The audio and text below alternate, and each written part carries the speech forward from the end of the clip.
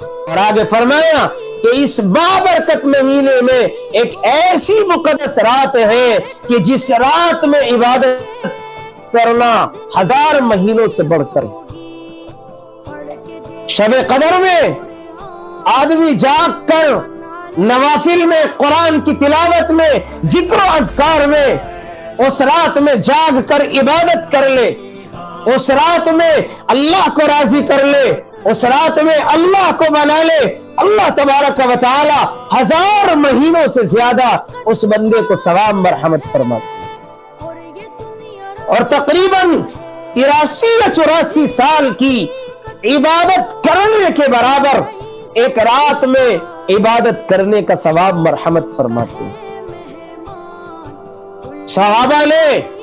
اللہ کے رسول سے کہا تھا، یا رسول اللہ، پچھلی امتوں کی بڑی بڑی عمریں ہوئی ہیں، لمبی لمبی عمریں ہوئی ہیں، وہ تو ہم سے اعمال میں بڑھ جائیں گے، وہ تو ہم سے اعمال میں آگے بڑھ جائیں گے۔